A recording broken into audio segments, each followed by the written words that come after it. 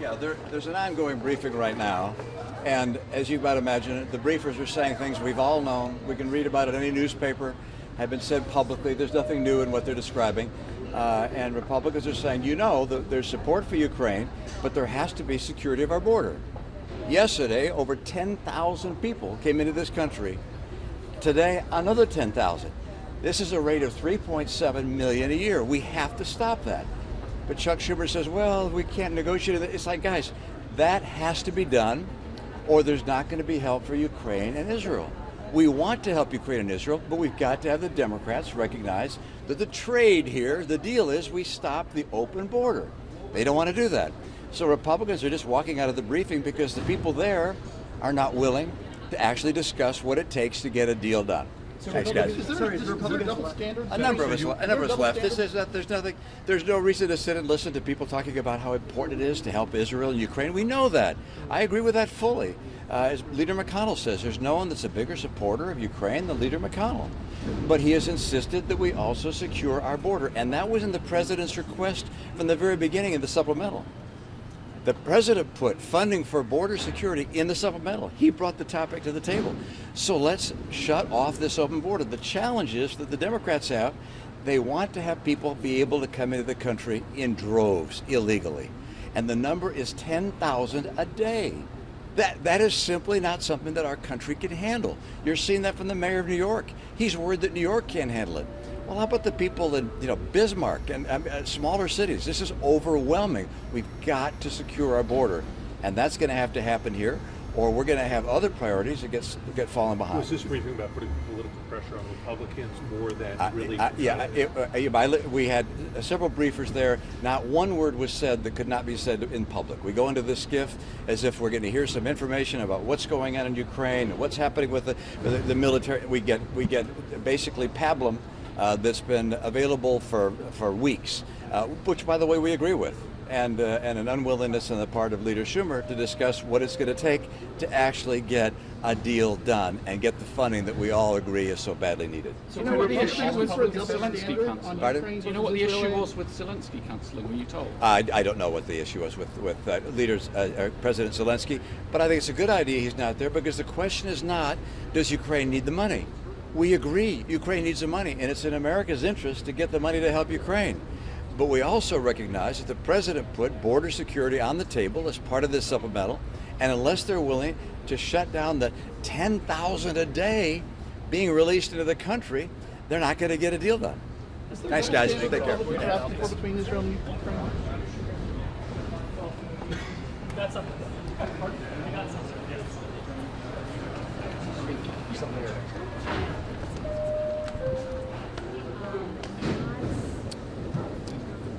I'm just going to go back to what I've been saying all week. It's the border. It's the border, it's the border, it's the border. And the most important person that needed to be in this briefing was not there, the DHS secretary, that the number one most immediate threat to our national security is an open border. Look, everything's been said about Ukraine that can be said. And what's not being said is what's so critical here. Number one, we're wasting our time to talk about Ukraine until we secure our border. But when folks talk about Ukraine, they don't point out that 200,000 people have already died, that 500,000 casualties have occurred, that the ambassador from Ukraine is over here saying they want to go back to a situation where they controlled Crimea. And for all practical purposes, there's nothing but a stalemate at this point in time in Ukraine. But let's have that debate. Let's have that debate about it by itself. Let's vote on it and be done with it. But meanwhile, 10,000 people crossed our border yesterday. 10,000 people crossed our border illegally yesterday. We don't know how many gotaways there are. Every day, 300 Americans are dying from fentanyl poisoning. That's what we should be talking about. And what American wants to know is, why does Joe Biden and Chuck Schumer not want to secure our border? Why do they so badly not want to secure our border? If we could secure the border through meaningful policy changes, as well as proper physical structure, then we could have a discussion and move on to Israel. And then we can move on to Taiwan, and then we can move on to Ukraine. But until we have meaningful border security, there's nothing going to happen up here. I'm telling you, shut the place down, turn the lights out, everyone might as well go home. Nothing's happening until we secure the border. Won't cutting off Ukraine aid mean there'll be more Ukrainians raped, tortured, murdered? It's the border. No matter what the questions are about Ukraine, I don't see how we secure anything until we help them at all, until we help ourselves. And we have to gain control of our own borders first. Who knows what will happen? There's so many variables. I cannot control Putin. I cannot control what Zelensky's going to do or not do. But we can control our southern border. Let's control the things that we can control. Sir, did you say you were open to a separate vote on funding for Ukraine? Yeah. Absolutely. I think that we would all love to take a vote on these one at a time and let the chips fall where they may. You know, just 2 weeks ago, we were on the Senate floor asking unanimous consent for Israel funding. We're going to do the same thing again soon as well. As soon as this supplemental legislation goes down, then we're going to be back on the floor with some unanimous consents to fund Israel. Was Senator Menendez in there? I don't know.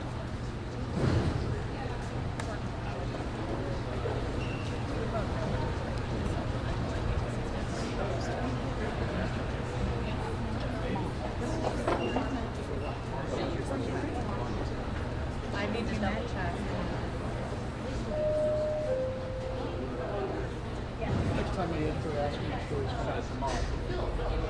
It's the border.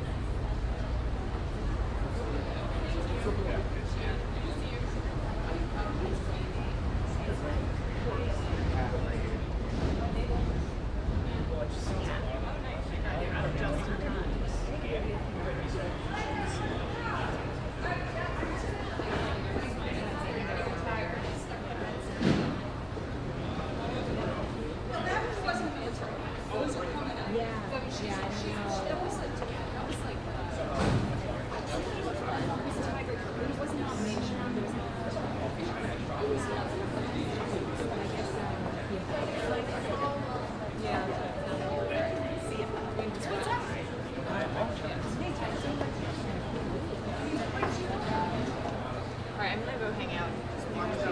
Yeah.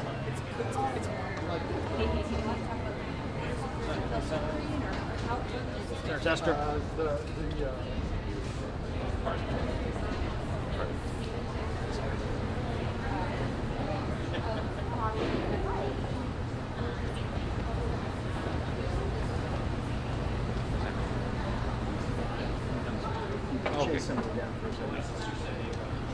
Thank you.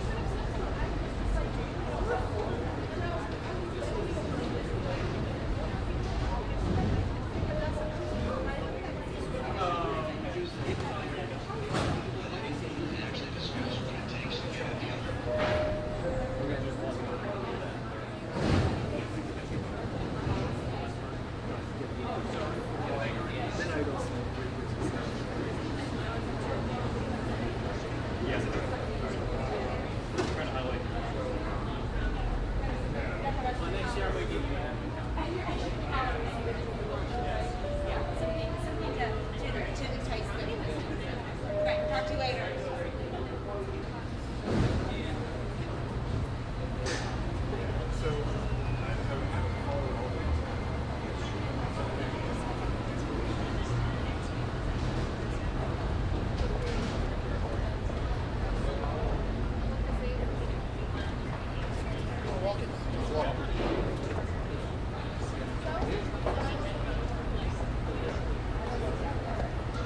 Leanne, good afternoon. How are you? Good, how are you? Good to see you. I know, I've been thinking. Yeah, that's right.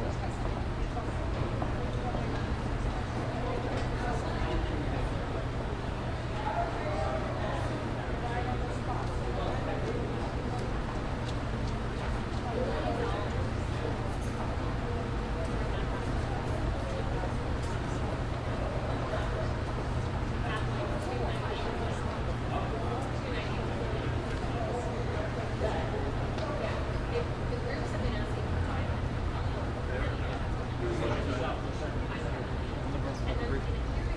So what? I mean, how strong was the push there? What did you learn?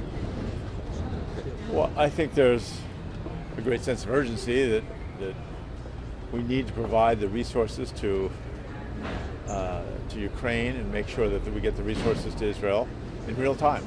And there's a lot of division and discussion over what should be done in preparation of that. Did you change any minds?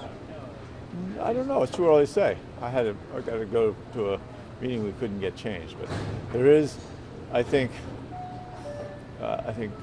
General Brown was very articulate when he talked about the urgency and why this matters to America, why every American should care deeply about making sure that Ukraine does not have to capitulate, they don't have to give up, that they can continue to fight for their freedom.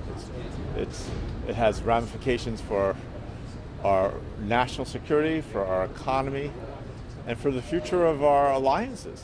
Was Senator Menendez part of the briefing? I did not talk to him. I didn't see him. Should he be part of these briefings? He has been resistant to staying. Well, I didn't see him there, so I don't.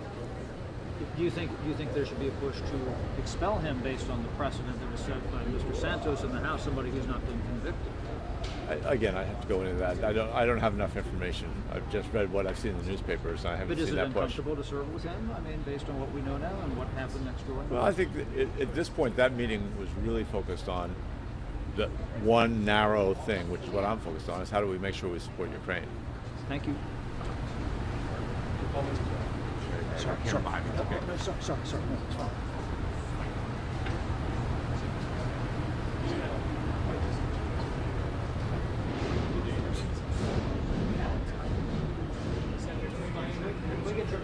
Senator Murphy. Thank you. Yep. How far along do you think these negotiations are going to get based on what you just heard and saw? Well, ultimately, you have to have a compromise that gets Democratic and Republican votes. What we know is that there's a huge number of Republicans who are never going to vote for Ukraine aid. So if you want to pass a measure with Ukraine aid and border policy changes through the Senate and the House, you need to have just as many, if not more, Democratic votes than you have Republican votes. So, we've got work to do if they're insistent on changing immigration law in order to save the world from Vladimir Putin. We can get there, but Republicans have to recognize that they can't simply make demands. They've actually got to sit down and negotiate in good faith. Do you get the sense that this is something where senators are going to stay here, or after this blows up tomorrow on the cloture vote, people say, okay, if we can't get it done by the end of next week, it's better off to go home for Christmas? Well, we're not leaving this week. We're here next week as well. A cynic would believe that Republicans have made this immigration demand because they want the Ukraine funding to go down. So we need to have a discussion with the Republicans that's thoughtful and reasonable, and that hasn't happened yet. So. Would briefings like this reach Republicans on the issue of Ukraine? Do you think these are effective briefings? I hope so. I think a lot of my Republican colleagues do deeply care about Ukraine, and it's important for them to understand how dire the circumstances are. All right, I got to go. Thank you, Senator.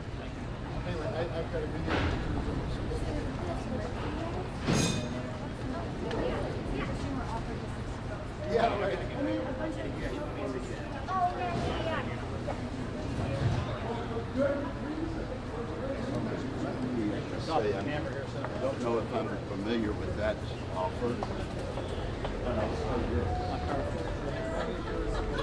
As good as they get, though.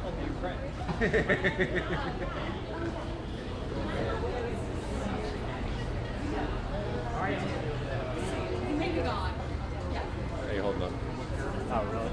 No, but I did go on the first chapter. Oh, my hair is very like. I feel like I have my hair up the whole time. Yeah. Where are you from? I think in Looper. Oh, funny. How funny. Oh my God, that's so. What a small. It's me. It's me.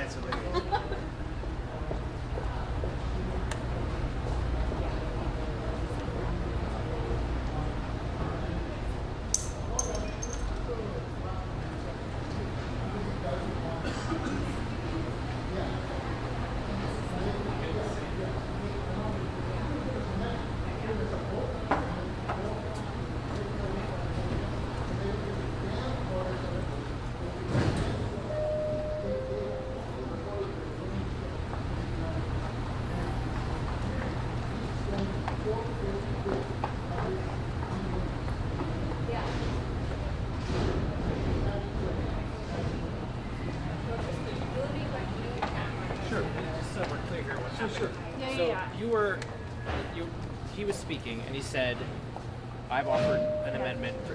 Can you Well, lay it out? okay, so Senator Cotton asked the question about securing the southern border. Or somebody referenced, I shouldn't say it, Senator Cotton asked a different question, but somebody referenced securing the southern border. It was Mitch McConnell who did. And Senator Schumer said, we have been negotiating this for 3 months. I'm willing to give you a 60-vote margin amendment on the floor. And if you can pass it, you've got it. And if you can't, you don't. Then we move forward with the bill. Well, that's a ridiculous notion. The president sent over a supplemental with border security in it. The president. It's part of the $106 billion package from the White House. But Schumer pulls it out, doesn't want that to be in there, so he's offering this magnanimous offer, evidently, that if we can get 60 votes to secure the southern border, it'll be part of the bill, which is baloney, because the consequence of that is they don't get the 60 votes, and Republicans don't vote for the final package. It is a condition of our support for this bill. If we can't support defending our own border, how the hell are we supposed to support defending other countries' borders? So he says this, and then what happened inside the? I mean, people got up and walked out because it's a waste of People time. stood up and responded to him. There was yelling, I heard. There was a little bit of that. They just said, "This isn't worth it. This is a joke. You're not serious about this. I'm going." And I don't blame them. I stuck around a little longer because then I asked General Brown for his best military advice. Is the support for Ukraine and Israel and Taiwan and replenishing our own munitions important enough that Democrats should at least consider reluctantly securing our southern border from drug pushers and traffickers and human traffickers? And then when he wanted to talk about Ukraine instead, because that's his job, I said, well, let me ask it another way. Is securing support for Ukraine and Israel important enough to secure the southern border, or is the southern border being wide open more important? And he wanted to talk about Ukraine. Chuck got upset, of course, and said, I've given you the offer. You've got, you get your 60 votes and you can have the amendment. And I'm telling you, it takes 60 votes to pass the whole package, and he doesn't have 60 votes to pass the whole package unless we get. Was there something inside of it? Like what was the major thing? This is the moment where I have to interrupt the Democratic leader. And he's doing the interrupting, not but it us. sounds like he was talking and you guys stood up. Well, he's responding to us. But then you stood up and... I didn't stand up, but a few members stood up and left it because they could see it's worthless. Is this the usual back? I mean, I realize this is very intense, but when you're trying to get a bill and it's getting toward the holidays and you have these deadlines and people are going to have this back and forth. No, that's not what it's about at all, Chad. This is different. This is foundational. This is a national security supplemental that has come to us from the President of the United States that includes border security, support for Ukraine, support for Israel, support in the Indo-Pacific, and replenishing American weapons and munitions. Okay, let's have it. Chuck Schumer doesn't want the border security piece. He wants us to earn it with a 60-vote margin. What he doesn't understand is the 60 votes for the final package are conditioned on southern border. This is legitimate national security negotiation, policy negotiation, and it's not about the people in that room. It's about the people we work for, who demand something different than what they're getting. But I guess to Chad's point, you've been to a lot of these briefings before. How would you? I mean, this moment feels kind of. This one was compared to what you've seen in the past. It was more dramatic because you've got an entire political party who it appears is willing to flush support for Ukraine and Israel down the drain because they'd rather have a wide open border than support for Ukraine and Israel. And I've got to go to a meeting right now. You guys are the ones attaching that. There's no reason Ukraine could move separately. Border security could move separately. let's do now you're talking. Let's take each one. We already tried moving support for Israel separately. Democrats killed it. Democrats killed that. The House bill. Yes. Yeah, they killed it. So if they want to separate them all out, that's really what the people I work for like us to see. Vote on each one of those separately. Make the case individually. What they want to do is package it up with the things they want, but make sure that the things that we need aren't in it. And that's not negotiable. Thank you. Thank you. Thank you. Thank you. Sorry.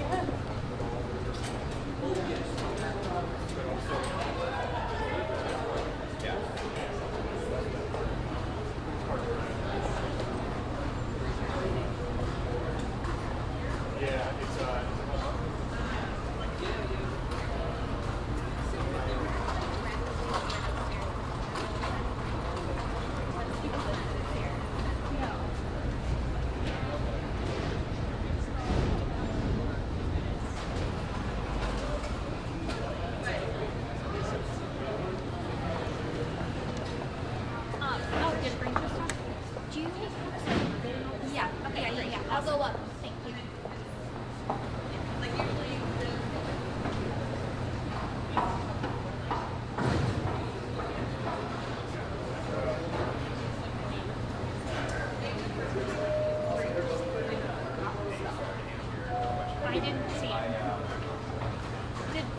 Did cotton stop here? No. Still into the room? Nothing.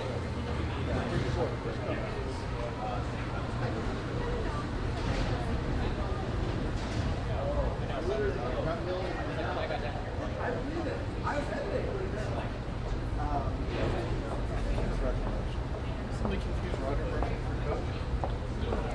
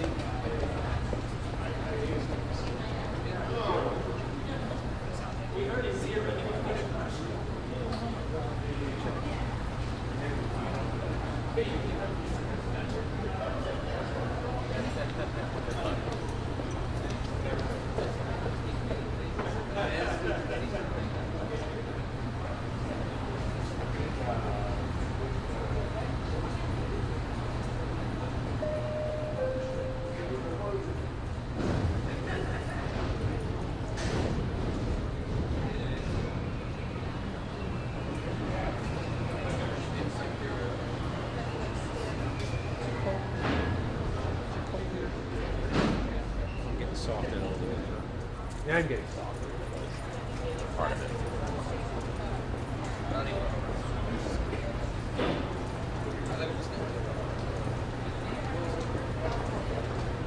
Perhaps leave it. What do you think, Jeff? What's your magic table? I don't know. I'm kind of wondering if somebody. I don't like Democrats more than Republicans. After what you just got hit. Yeah. Yes, yes.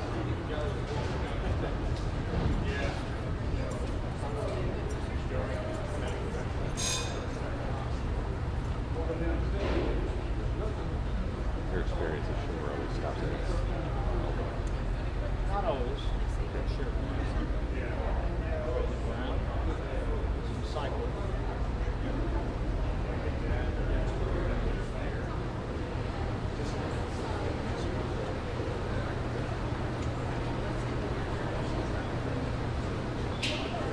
Will you join us for a moment? Sir Brown? I never do.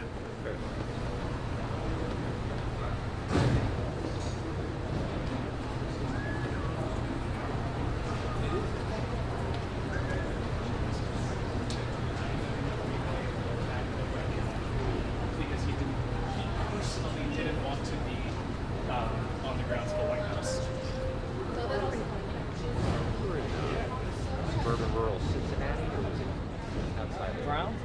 You. I'm from kind of rural, suburban, between Dayton and Cincinnati. Right. Right across from the Cox farm. I think I've told you that story. Have I told you that story? It's not far from Westchester, is it? That's in the southern part of the county. Okay. Our place is directly across the road from the farm where James M. Cox lived and was born. This is the view from our property.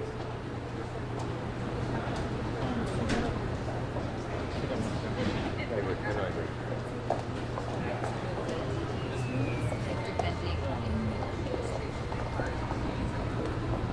This is his place across the road. Yeah. And this is his house. And this is that's his crib. This is not a museum or anything. A high school friend of mine works for Fox Enterprises. He takes care of the farm. And An illustrative tour. it's great. Well, I mean, it's right there. I Might as well be historic. go in there. Yeah, it should be. It should be. It's an amazing place. So, When's trip? No, this is Davidson. This is the old Boehner district. This is northern Butler County. So Hamilton Boehner County was from runs in Westchester. He's in the southern part of the county. Is where he was from. I'm from the northern part. So the further what you're getting More rural. It's getting more rural Yeah. up in that area. Yeah, this rock right across the farm, right across there. This rock. Yes.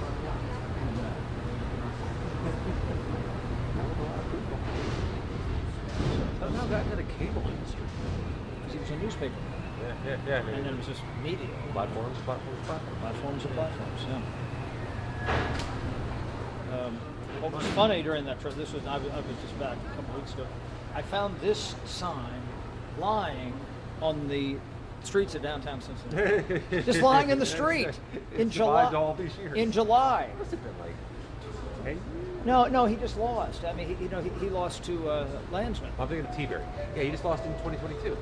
Yeah, he lost it. He lost in 08 to. I just saw the guy up here. He lives in Iraq now. His fellow Miami guy. Austria? No. Yeah, Austria was for the Cyrus? No. He served one term and then Shabbat came back. I'm embarrassed. Nothing here. You're supposed to know that delegation. He was in one term and then came back because it was it was the big Democratic year. Oh, that's right. Let's do it now. Yeah. Don't look it up, man. You're better than that. You're better than that. I ran into him in Staff Hall in the past year because he lives in Iraq doing reconstruction. You're going to get it, whatever. Steve Driehaus. There it is. Yeah, nice. Sure. How many years you had going now? How are you, man? Good to see you. It's not quite. Beautiful jacket. It's been a minute. Thank you. It has been a long Yeah. time. How many years are you now? Oh, Up here. 30. Shit. Wow. 30. Wow. The years pop by. Yes, they do. I got better and you didn't know. I'm on that since 2010. So, yeah, I ran against 3 years to the Senate. Yeah. But I'm happier now. I've run into more former members today. I ran into Elizabeth Holtz. Oh, wow. Nobody else knows who Elizabeth Holtzman is except me. Russ Peterson? I'll play it. Free safety. Do what you do. Senator Peters, can we talk to you here for a second? About 3 minutes. Get it off your chest right here. That's a good pitch. See about Senator Duckworth. Can we adjust this microphone if she talks? Because she's in a wheelchair. Well, she might stand up. Senator Duckworth, can we talk to you for a minute about the brief? Sorry, just got it. Hey, how are you? Mr. Bunn? Someone is coming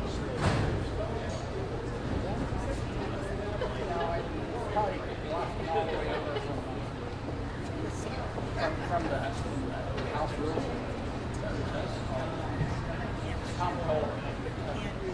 So that was Kendrick Meek from Florida, whose grandmother was in Forbes. Carrie Meek. Huh? Yeah, he's a lot. I've seen him, but that's been a while. He lose to Ruby? He ran against Rubio.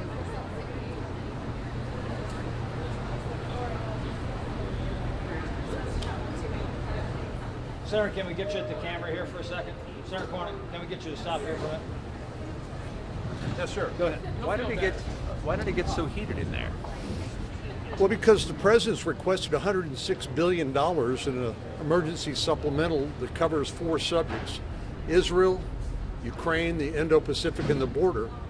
But for some reason, the administration has a blind spot when it comes to the border and the national security threats associated with that. And Senator Schumer didn't want to have any part of a discussion about that, and that's something we're going to insist on. Was there a walkout of some sort in the middle of this? I was in the front row, so if there was a walkout, I didn't notice. But character, I mean, did it get a little heated? I mean, there was a back and forth, I think, between. Well, I think there's an enormous frustration at the at Senator Schumer and the Democrats and the administration's unwillingness to deal with our border. They want billions, tens of billions of dollars to help our friends and allies overseas, which I support. But they're not willing to do what's necessary to prevent a potential crisis at the border. And recall on 9/11, 2001, 19 people killed 3,000 Americans. We've had 1.7 million gotaways come across the border.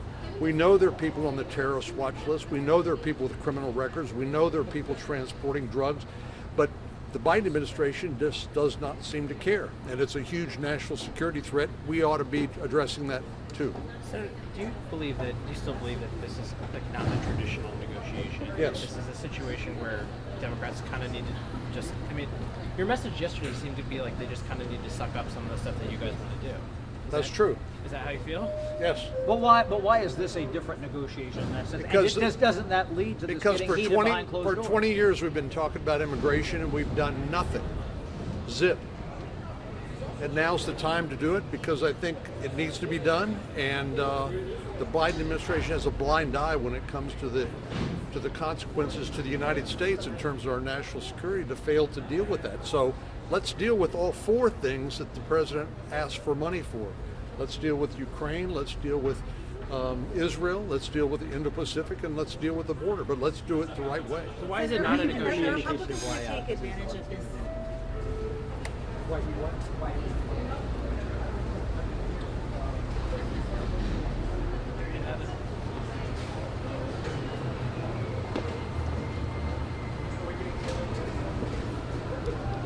you in the race?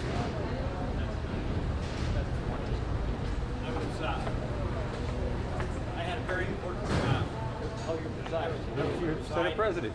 I got. It was funny. I was with Elizabeth Warren. We were in this meeting and I had to leave. And I said, I'm going to do something that you know is ridiculous, but everyone in Vermont knows. Tell them. Exactly. Well, I understand. Mr. Chairman, can we talk to you for a second, please? There you go. Well, is that a particularly raucous meeting? It sounds like there was a walkout and some heat. Listen, I'm not going to describe what goes on in a classified setting. Feelings are running high, but we're at a historic moment. The intelligence assessments have said for now months that Putin thinks he can outweight the West and outweight America. And what I don't understand from some of my friends is, are we willing to prove him right? And the historic consequences of abandoning Ukraine at this moment in time would haunt this country for decades. I mean, who would ever trust our alliances again? And I hope we could all take a deep breath. Listen, I think there are things that need to be done on the border. Count me in. But the notion that an issue that has been plaguing us for decades is, and some people saying if they don't get 100% of what they want, the way they will demonstrate their resolve is abandon Ukraine. I don't know who wins other than Vladimir Putin or his allies in China, allies in Iran, and autocratic regimes everywhere. Are we going to see a standalone FISA renewal at this stage? Listen, all I know is that I hear different reports from the House. We've put forward broadly based, bipartisan 702 reform bill. I think it'll get an overwhelming majority in the Senate in whichever form we get. But if anyone thinks that at this moment, when we've got conflicts in Ukraine and in the Middle East, that now would be a good time to give up our most important intelligence tool, something that generates over half of the information in the presidential daily brief, I wouldn't get that. I don't get that. You have a distinctive amount of military in Virginia. What's been the reaction to Senator Tuberville's announcement? Amazement, flabbergasted. I mean, you're surprised. I mean, anger at a level of, who's this guy they've never heard of, interfering with people's career, interfering with people's lives. Thank goodness it appears that maybe we can close that chapter, but it's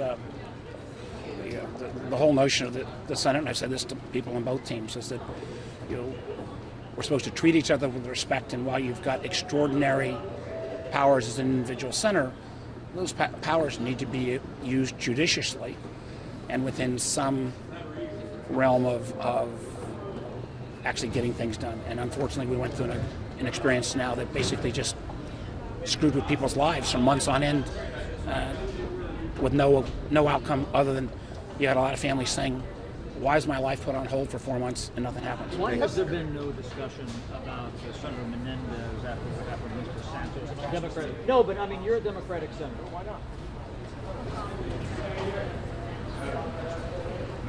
Should we get Sullivan on the military stuff?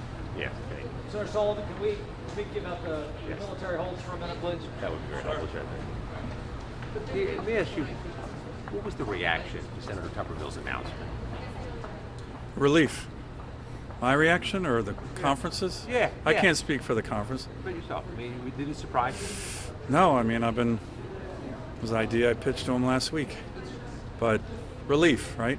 But relief for the men and women who defend our nation, right? No one ever answered the question why you would put a hold and punish hundreds and hundreds of military family members who have nothing to do with the dispute. Nothing. No one ever answered that. And hugely hurting morale. These aren't just normal federal officials. These are people who actually write a blank check with their lives for America.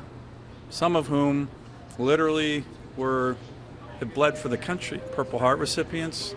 So in terms of readiness, this is becoming a disaster, but really, really, really, in terms of keeping faith with the military and their families, it had to be resolved. And one thing that a lot of people weren't aware of, had it not been resolved, starting in January, we would have started over. Okay? All these noms would have gone back to the Armed Services Committee, and we would have started over. And you know what would have happened? You would have dozens of military officers, the best, not just in the country, in the world, they would have left. They would have left. They would have said, I'm done. I did 7 deployments. I'm out of here. So we avoided that, and I think that's important. Was that part of your understanding of what happened to Senator Tuberville? He realized that at the end of the year? Was that part of the equation?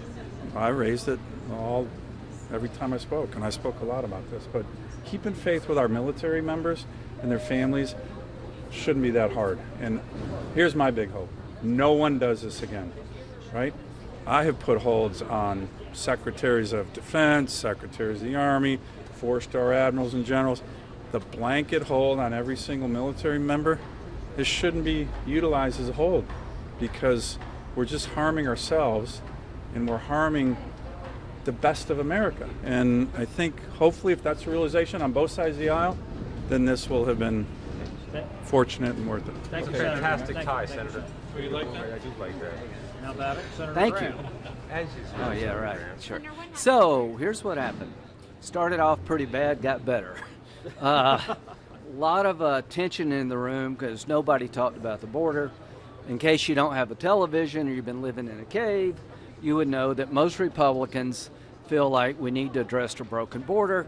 After today, it's more imperative. The FBI director, and I told my colleagues, said today that he's never seen this many threats at this level since he's been in the agency, FBI, that after October the 7th, the number of terrorist groups calling for an attack on the United States is at an all-time high, and he believes a broken border is a cocktail sort of for disaster. So count me in on Ukraine. If we do not help Ukraine and Putin gets away with this, you'll be in a war with NATO. I got all that. Count me in with Israel. Count me in with helping Taiwan. The border provisions in the supplemental sent over by President Biden were inadequate to deal with the problem. The last 7 days, we've had 9,500 people on average come to the border. We're on track for about 3.6 to 3.7 million in FY 2024. That's unsustainable. 172 people on the terrorist watch list we know of.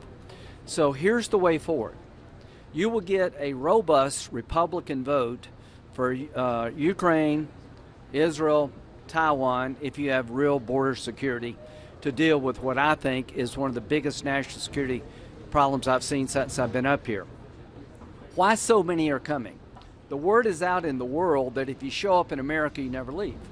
Catch release is not working. So what are we trying to accomplish? Reform asylum, which has been abused. But the parole authority being exercised by President Biden is an abuse of the statute. Parole is meant to be given on an individual basis based on urgent humanitarian need or a significant benefit to the country. The Biden administration paroled 240,000 people from 4 countries. You'll never convince me they did that on an individual basis. How to move forward? I'd like to have more refugee numbers to work with because the world is in such chaos. But I want to put a cap on what you can do on parole. Parole's being abused. If you want to get a deal to help Ukraine, you got to help America. I get what happens to the world if Putin gets away with this. My Democratic colleagues seem to be oblivious to the threats we're facing because the solutions they're putting on the table make no sense to deal with the flow. What they've done on Ukraine makes sense to me. I'd like to change it a bit. What they've done for Israel makes sense to me. What they've done for Taiwan makes sense to me. But when it comes to fixing our border, their solutions are very inadequate. They're trying to do the least amount possible rather than secure the border. We will not have a deal to help another country until we secure our border. Senator Schumer, here's one minute. Thanks, Leslie. No, there you go. Thank you, buddy. So look, I understand our Republican colleagues are under tremendous pressure with the vote we're going to have, and particularly with the fact that I gave them a golden opportunity to offer any amendment on border they want. And they're just feeling really under huge amounts of pressure. This was a discussion about Ukraine. They didn't want to talk about Ukraine, which is the #1 issue here. But I'm still awaiting for their amendment. Any amendment they want. If they can get 60 votes, they can solve the border problem. It's plain and simple. So I appreciate the fact that they are feeling a little bit beleaguered because they're stuck. They're in a box. They don't know what to do. But we're going to keep pursuing this. And hopefully they'll come to a conclusion that the best thing to do is for them to offer an amendment and try to get 11 Democratic votes, get 60. Plain and simple. Senator, what happened in there? When it started okay, but when No, it was immediately hijacked by Leader McConnell. The first question, instead of asking our panelists, he called on Langford to give a 5-minute talk about the negotiations on border. And that wasn't the purpose of the meeting at all. And then when I brought up the idea that they could do an amendment and have the ability to get something done on border, you know, they got stuck. They didn't like it, and even one of them was disrespectful and started screaming at one of the generals and challenging him to why he didn't go to the border. Screaming at a general, Senator? Who was screaming? Well, let me offer a rebuttal to that. No. Let me offer. No. Let me offer a rebuttal because you just listen. You just heard from Chuck Schumer, and you got all the media following him. That meeting, that right here we are. Thank you. Well, you're stationary with the camera, but it was to say it was a waste of time would be an understatement. It set everybody back. Chuck Schumer is the one that needs 60 votes. Chuck Schumer is stuck. He's got members of his own conference now calling for conditions for aid for Israel, which is ridiculous. He has members of his conference who have zero desire to secure the border. That is the issue. They are not interested in securing the border. And I'm more skeptical than most because even if you have some sort of language change, you have an executive branch that's not interested in executing the law at all. We have an open southern border, and it was insulting to have a meeting in there. We've had a dozen meetings on Ukraine. To not have anybody in there from DHS is the height of, if there was a Mount Rushmore of tone deafness, Chuck Schumer would have his face on the mountain. Was the meeting generally organized? I'm not going to get into who said what, but What was it that sense? Though? I mean, it was a very tense meeting. It was a very tense meeting. Chuck Schumer tried to shut down anybody who raised the border issue. He called the meeting and didn't have anybody from DHS there. It's a complete waste of time. Did he call the meeting as a national security meeting? It's about the supplemental. Supplemental. So we're here to talk about the supplemental because, and by the way, Chuck Schumer likes to talk about injecting this issue into the debate.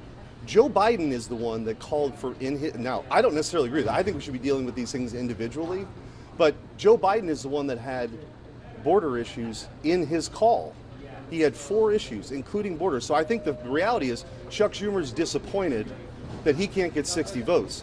And my concern is that, by the way, we're going to deny cloture. We're going to deny cloture, and we should. What I think everybody ought to guard against is Chuck Schumer viewing that as an opportunity to work with to get some watered-down border package that gets enough Republican votes. I think we shouldn't side with Chuck Schumer and Joe Biden on this. Are you Republican standards higher for funding Ukraine than for Israel? Well, I would argue that what we heard in there is nothing new. What we heard in there from the people that were in the room was another blank check and actually no articulation of what victory looks like. And I think the American people, who we're supposed to represent, are growing tired of that. The Ukrainians would say victory is getting all the Russians out of the pre-2014 Ukrainian border. Well, I would tell you this. Not only are they asking for the billions now, we've heard in previous briefings that they want another $100 billion next year.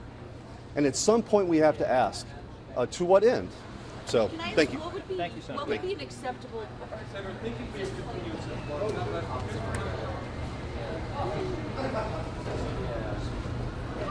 It's just over.